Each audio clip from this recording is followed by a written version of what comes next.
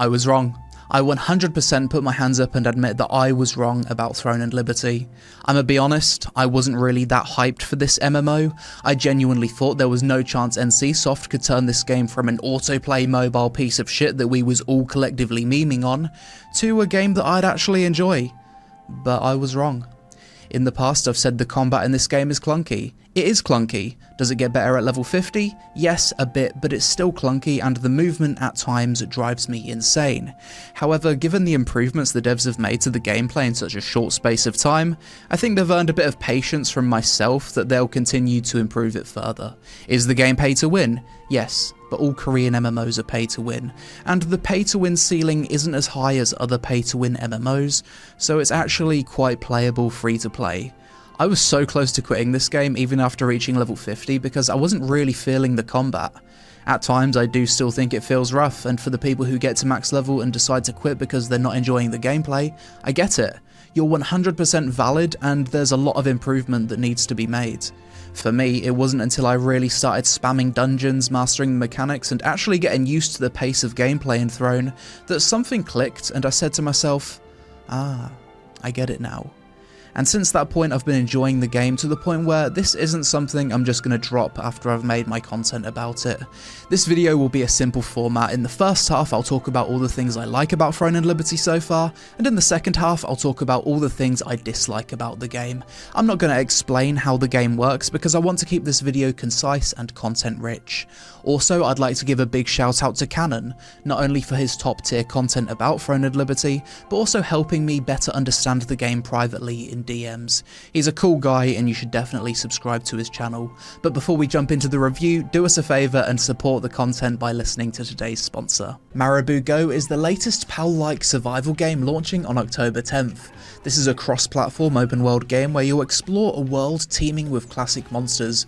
We're talking over 100 unique creatures with different skills and elements, all waiting to be tamed to join your team. Build your dream base, assign monsters to gather resources and automate production, and don't forget to feed them and keep them well rested. Then gear up and head out into the vast world battling fierce monsters alongside your trusty monster companions. But the real fun begins when you team up with your friends, explore together, conquer challenges, and build a thriving community. Just remember, in this world, alliances can shift, so stay sharp. Marabou Go offers endless possibilities and exciting gameplay whether you're on phone or PC. So what are you waiting for? Click the link in the description and pre-register now. Get ready to tame, build, battle and explore in Marabou Go. The ultimate monster adventure awaits. So let's jump right into it. Throne and Liberty, things I like. We'll start on the topic of visuals. The game has amazing graphics. It's the best Unreal Engine 4 MMO I've ever played, and I think you could argue that it looks just as good or better than Black Desert Online. Some people say the visuals are generic, and I can see what they mean. It definitely looks similar to other Asian MMOs, but I actually like the art style, especially with how vibrant and colourful everything is, from the UI to the world. Everywhere you point the camera, especially in the starting town, can be framed to just look like the most picturesque, beautiful scene I've ever seen in an MMO. Just look at how good this looks. But what makes it look so good? For me, it's the scale of the environmental assets in relation to the size of your character. It's perfect. This combined with the game having an insanely far view distance. This was also something that I really liked about New Worlds, but I think Throne looks even better. I absolutely love the way armor looks in this game. Even early in the game, I thought my character looked so fucking cool with the armor he had equipped. I felt absolutely no need to buy any cash shop cosmetic, and I actually reckon the in-game gear you obtain from quests, mob drops, and bosses looks straight up better. Just look at my warrior. The shield, the chunkiness of the shoulder pads, the way he holds his greatsword, is just so cool. The open world multi-level dungeons in this game are also extremely impressive. The level design, depth and sense of scale in these massive dungeons is unlike anything I've seen in another MMO. It feels like something from an anime. I also love that the game is one massive open world with no loading screens. I like the dynamic weather, seeing the trees blow in the wind, the dust particles, birds fly up as I run past them, and it's also cool how weather affects the gameplay with various effects. The game has epic music, kinda what you'd expect from a Lineage game, S-tier character customization, all the sliders you could possibly want. The game has an insanely good photo mode. All that's missing is the ability to change the time of day, change the weather, and turn off the UI during this mode. And I also liked the cutscenes. A lot of them seemed pretty epic, but the one I liked the most was after the tutorial. The seamless transition of you arriving at the mainland, seeing the title screen and all the players load in. Very memorable. Things I like: gameplay. The game runs extremely well considering the amount of players and openness of the world. Sometimes you do need to turn the graphics down a bit when there's hundreds of players on screen, but overall I was impressed with the performance, which is very important considering the pinnacle content of this game is Castle Siege with hundreds of players. The combat, whilst clunky, does feel impactful. The feeling of my sword connecting with the enemy, the VFX and the numbers popping up does feel satisfying. I think the combat in this game has quite a unique feel to it, and it's quite grounded. It's not perfect, definitely a lot of things I dislike about it which we'll mention later on, but at least it doesn't feel floaty like some MMOs. That being said, it does take a long time to get used to. Throne has two interesting, unique combat mechanics that I do quite like, the first being collision. As a warrior, I can push enemies into walls to stun them or push them off high ground with my shield rush. I also really like the Q block. Although it took me a long time to get used to, getting the timing perfect on this actually feels really nice and keeps you engaged for boss fights. Throne really feels like a true MMO, very early in the game and throughout. It supports a massive number of players, it brings players together with regular events, and you're incentivized to group grind mobs, unlike Black Desert Online where you're penalized. I like that dungeons are 6 players instead of 5, I don't know why, I just like it, it feels more social. And I like that bosses can be killed with less than 6 players if everyone does the mechanics perfectly. I haven't seen any boss enrage mechanics yet, and on numerous occasions we've managed to kill bosses with only half the group due to a few people dying. It takes a long time, but it's doable. Things I like: content and systems. Even though I haven't gone to many conflict events yet due to not having a guild, I think it's a fair system to have some events be conflict PvP enabled and some peace. The same goes for open world dungeons turning full PvP at night time. It incentivizes players to join guilds and learn to PvP, but it's not so oppressive to the point where a PvE player can't enjoy the game and avoid this type of content. Obviously, the endgame Siege PvP and GVG stuff is insanely fun. It's the best pinnacle content in any MMO really, in my opinion. The most fun I ever had in an MMO was my days of being in a hardcore Siege guild back in Black Desert Online, so I'm really excited to try this part of Throne. I really enjoyed Throne's solo boss challenge content, Tadal's Tower. Going into it I expected it to be gear gated, but every boss is just pure mechanics, and I cleared the whole thing with potato gear as soon as I hit level 50. I love that dailies stack up to 5 days before you're at your caps. You can literally not play for 4 days, then catch up on everything on day 5, and you're not missing out on efficiency. Unlike most Korean MMOs, Throne doesn't seem like it's too time consuming. Dare I say, I think this might be an MMO that respects your time once you're in the flow of doing the daily stuff. This game's gear enhancement system is one of the least punishing I've ever seen in a Korean MMO. Yes, there's a bit of RNG, but it's really not much. You always get something for using your resources to improve your gear. There's no seemingly unreachable ceiling like in BDO. I also think the way you obtain gear is relatively well designed too. For a Korean MMO, I was surprised that I didn't find a whole lot of inconvenience. Usually these games will have weight limit systems, almost no inventory space, a lot of create problem to sell solution, but there doesn't seem to be too much of that in this game, so far anyway.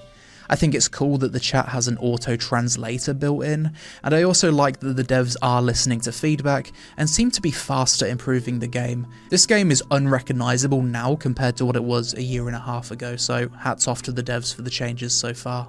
Next, let's discuss the things I dislike about Throne, once again starting with the visuals. I absolutely hate turning into a dog to run around. My character looks so fucking cool in human form, but I need to transform into a shit animal and go through a weird animation. Bro, just let me fucking sprint, it would be so much better. Delete the animal shit and give us a sprint instead. I really don't feel like the morphs add anything to the game, and for me I'd prefer if they just took the traditional MMO approach of mounts instead. But at the very least, they need to improve the transition from animal form to human form, because it's very janky. The camera zooms in, your character often desyncs on this transition, and it doesn't feel instant and responsive. On top of that, there's no option to enable the animal form only when shift is being held. You need to double tap shift to enable and instantly disable it. So in boss fights, you often linger in animal form for a few seconds longer than you'd like, wasting stamina and as a result not having enough stamina for a Q block. It just feels bad.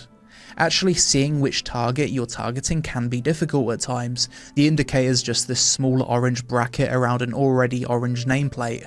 When you're getting ragged by 10 mobs at once, you can't really glance and see your target, so perhaps the nameplate on your targeted enemy could benefit from some customization options. Things I dislike: gameplay. The movement when it comes to flying, grappling and climbing feels awful. Janky animation locks and camera zooms on grappling. The climbing is barely functional. You'll see tons of inclines that you think you can jump over, but you can't. And the transition from flight to human form is not smooth. The thing that makes this even more annoying is that there's so many quests and bosses in this game with jumping puzzles and mechanics that utilise the grapple and flight. So much so that you'd think this game has the movement fluidity of Mirror's Edge. It doesn't. The movement feels really shit sometimes, and it's the biggest area of improvement that I'd like to see. Now, to be fair to the devs, movement used to be even worse. Until recently, there was inertia when changing directions. I actually had a bug where this inertia was re-enabled for my character, and it felt like absolute dog shit to just move around the world. Thankfully, a relog fixed this issue, but definitely for me, one of the game's biggest weaknesses is the feeling of movement. As for combat, there's still a lot of clunky combat abilities. The game has improved, but there's still more that needs to be done. Now, when I say clunky, I'm mostly referring to a combination of your abilities and how they tie in with movement. The Warrior's Dash, for example, has a micro animation lock at the start and end of the ability. As a mage, if you begin casting a spell at max range, but the target moves even 1 centimeter out of range, your spell is cancelled without any buffer zone like other MMOs usually have. There's just so many abilities with micro animation locks that root you in place, and even if it's just for half a second, taking away a player's freedom of movement is what makes it feel clunky. I'd happily go more in depth on this in a separate video, but people keep telling me the combat gets less clunky with more gear. I think they're misunderstanding my complaint. I understand that cooldowns get shorter, attack speed gets faster, some skills can instant cast with skill specializations, I get that. But unless there's an item that literally reads, removes the animation lock on X ability, then I've failed to see how progressing further in the game will make it less clunky. In addition, Throne also has a few AoE abilities that I feel should be usable without a target which aren't, Piercing Strike being an example with Sword and Shield, and Devastating Smash plus Guillotine Blade AoE spec for Greatsword. I think the devs should try to make almost every ability usable without having a target, similar to how it works in Guild Wars 2. Just a small thing, but I dislike how your character will often have their movement interrupted and blocked by the smallest of rocks or inclines sticking out of the floor. Some of the arena maps I find annoying that they've incorporated the grapple mechanic to their map design, which doesn't feel good. In fact, here's a good example. I fell off the map, I tried to grapple back up, and I'm just completely bugged out for a solid minute. I can see how this would be fun if the grappling was actually good, but unfortunately it isn't. The combat block feature can feel a bit scuffed when you're trying to solo AoE farm. All the circles going off at different times, you're running out of stam, and you can't get any channeled abilities off. I think in PvE you should have like 2 or 3 seconds where you can't be CC'd after a successful block. I dislike that sprint and block have the same stamina usage, as when you're grouping up mobs to farm, you simply have no stamina left to block once they're all grouped up. It feels bad. Additionally, I dislike that after you've killed all your enemies and should theoretically be out of combat, your travel morph still has its stamina drain as if you're in combat for a solid 10 seconds after it's finished. And playing melee in large-scale encounters, both PvP and PvE, can feel bad sometimes, because you basically need to be on top of your target to hit them. So for events, you might feel like you're just running around with ranged DPS killing everything before you can even reach your target. Perhaps there should be a bit more tolerance in regards to the distance that melee need to be to use their abilities. Things I dislike: content and systems. Re-rolling weapons becomes harder the longer you play. I don't mind how they've designed the skill leveling and mastery systems, but at least sell us the ability to transfer masteries or buy skill conversion books off the cash shop. It wouldn't even be pay to win. If people stop enjoying their character, they'll quit. If they have the option to spend money to try a different playstyle without feeling like they've wasted tons of time, then they might stick around. The auction house is extremely laggy. I hope this is just a launch issue, but it's not been very responsive since launch. I dislike the micro FPS freezes you get when you open and close the map, as well as other UI elements. This could use some optimization. Some of the quests during the leveling process were awful. Thankfully, leveling is quick, but from level 30 to 45 it felt like every quest was either a puzzle, a jumping puzzle, or utilised the game's awful climbing mechanics. This entire part of the game would feel better if they improved the feeling of movement. The new player experience in Throne is not the best in that the game does a poor job of teaching you about its progression systems, traits, dissolving gear, and the procurement of resources, to name a few. There's a lot of pitfalls for new players to mess up their characters, especially for those that don't watch YouTube guides. And finally, the game is pay to win.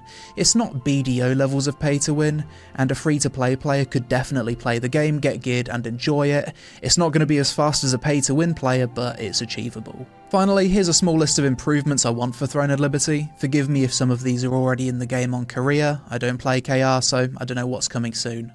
Considering that a lot of the in-game armour is just as good or better than cash shop cosmetics, let us collect the appearance of armour that we've obtained in the lithograph book, so we can then use that as cosmetics too. I would like more than 3 ability loadouts. 3 is not enough. You have multiple for PvP, PvE, solo, small scale, large scale, and so on. Remove animation locks on more abilities, overhaul the movement system. We need improvements to the grappling, jumping, and vaulting mechanics, as well as smoother transitions in and out of morph. Make it easier to re-roll, sell weapon mastery transfers on the cash shop if you want. The game's already pay to win, so giving people the option to pay to re-roll is completely fine. Make a help chat or buddy system to help new players avoid mistakes and common pitfalls. Add the ability to change the time of day, change the weather, and to turn off the UI during photo mode. Add a small duration of CC immunity following a successful block. Give us more customization options to help us see which enemy we have targeted. And finally, delete the furry stuff, get rid of it out of the game, and send whoever decided it was a cool idea over to Square Enix to go work on Final Fantasy XIV. Overall, it took me quite a while to get used to it, but I'm finally enjoying Throne and Liberty, and it definitely seems like a game that will appeal to me in the long term, provided the devs can keep improving it, and they don't ramp up the pay-to-win ceiling to be any higher. As an ex-BDO player, an old-school RuneScape enjoyer, someone whose best MMO memories are those large-scale epic PvP encounters, I think this game is made for someone like me, but I also think Throne has a lot more mass appeal than Black Desert Online, considering the PvE side of the game is actually really fun and accessible with some satisfying boss mechanics. That being said, this game will not be for everyone. If you can't get used to the at times clunky gameplay, then you're 100% justified and valid, because my experience is that it isn't something that really gets much better, but you do get used to it and you learn to appreciate its quirks. Let me know in the comments below what you think about Throne and Liberty so far, and if you enjoyed the vid then help us out with a like. What I'll probably do in a few months' time is follow up this video with one titled Throne and Liberty after 1000 hours or something, so subscribe and keep an eye out for that. Thanks for watching, have a good day, and I'll see you in the next one.